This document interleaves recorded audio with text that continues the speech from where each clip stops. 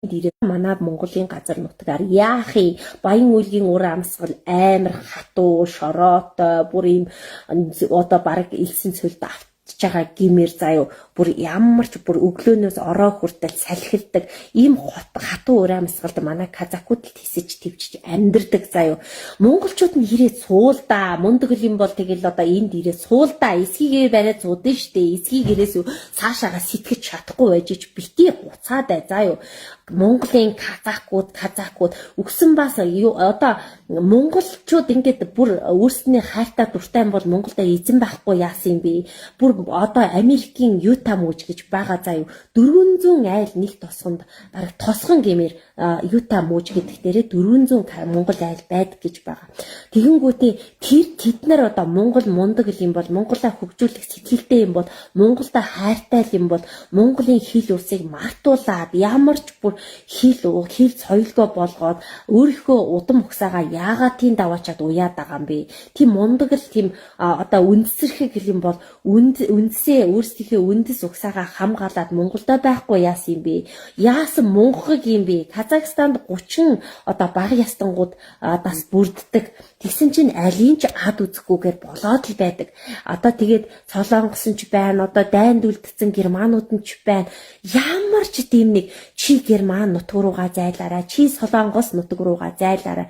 Чи юм уу манай энэ бүр сэвэр сустангуудыг баалтж ингэж ярьж байгаа юм бол байхгүй. Тэгэнгүүтээ нэг юм хатуу гэлээ заа.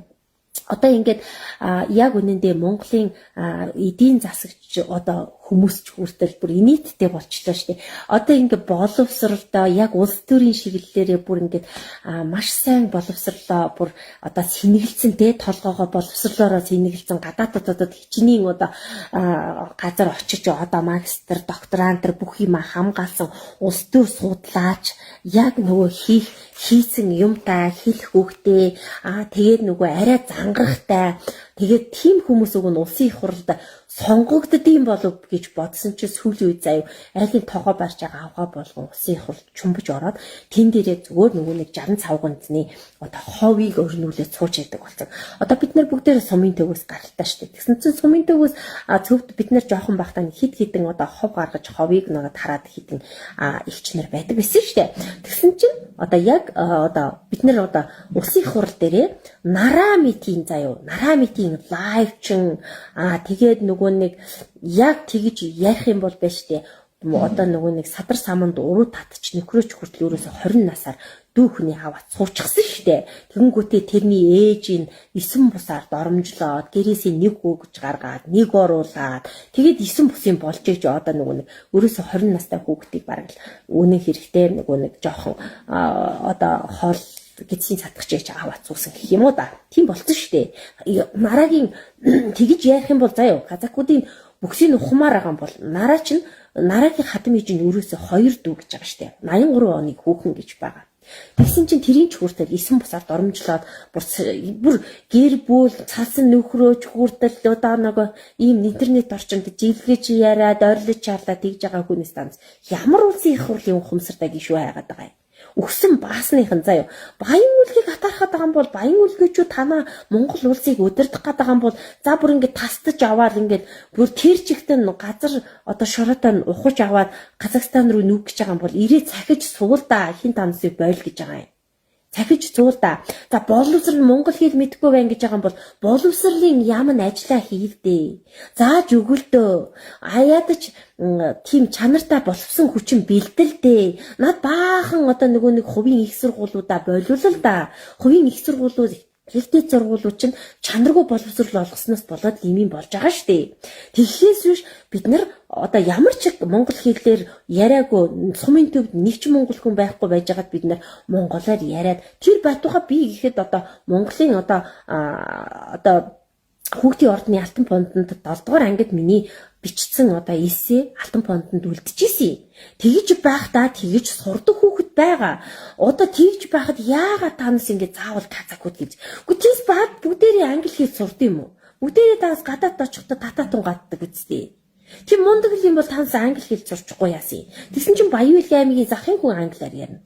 Баян-Улгийн аймгийн одоо нэг айлд 5 хүүхэд байхад тэрний 5 хүүхдийн зан гашин 5 өөр байдаг. Тэрнтэй адилхан нэг ангид 40 хүүхдтэй байхад тэрнтэй ухт 12 дахь анги төгсөлөө баг 0-1-оор нэрээ арай гэж бич төгсдөг хүн бас байдаг. Тэгж байхад яагаад бүх хүний гоц олох гэдэг юм бэ таньс чинь? Гоц болох очихоор тийм боловсролын боловсролын төвшин чинь боловсролын ямар тийм мундаг ажил хийхгүй яасан юм. Бид нар десант буулгана гэд гуцаж ахын оронд тэр боловсрол олгож байгаа хотын ихтэй зургуул, хувийн ихтэй зургуулж шилж шалгахад яадаг юм. Авилгал давтсан мөн бүр ийм гачин нийгмийн тогтолцоотой байж хинээс бурууга хаагаад байгаа юм бэ? Баян үлгийд байгаа казакууд цаанастай ямар гай болсон юм. Баян үлгийн ураанхай энэ туваачууд нь тийм өнөхөрийн дарамт үзэж байгаа юм бол тийм өөрснөө тийм дуу хоолойгоо бүгдээрээ нийлж харахгүй яасан. Өчигдөр би нэг ураанхай найзтай таарлаа шүү дээ. Тэгсэн чинь хүсэн бас энэ монголчууд галзуурсан юм байна гэж байна. Мэдрэл муутай ахгүй юу гэж байна. Хүй таамс монгол хүмүүс ч тэгж байна. Баян үлгийн төвд явж чинь хоёр эмэгтэй монгол дөрвөд юм уу дөрвөдөд их хвчил байдаг шүү дээ. Тэгсэн чинь хоорондоо яриад явж байна. Тийшээгээ эм мартаас очиод авъя. Тэрийг тгий гэд казакаар яриад явчихлаа шүү дээ. Хинч тэд нарыг казакаар яар гэж албатаагүй байх шүү дээ. Тэг юу инээдтэй юм бэ? Дэлгүүрд орж ирснэ сайн уу сайхан зүсэж байна уу казакаар мэдлж шүү дээ. Ямар хэцүү юм бэ танаас чинь? Бүр гэрийн агиул дээр ирээн дээр гахаа ширээд явж байгаа хөөхий эмэгтэйшүүдийн эмэгтэйшүүд эхнэрээ тэжээлгэдэг хитэн мэдрэлүүд заяа эхнэрээрээ зээлийн утас авахулдаг мэдрэлүүд нь л энэ дээр сууж байгаа. Нараагийн хэмжээгээр сэтгэдэг. Дээрээс нь ийм нэг хартаас uuсан мэдрэлийн хэмжээнд сэтгэдэг харууд Facebook дээр байгаа гэж би ойлгосон шүү дээ. Бити мэдрэлтээрээ гэж хэлмээр.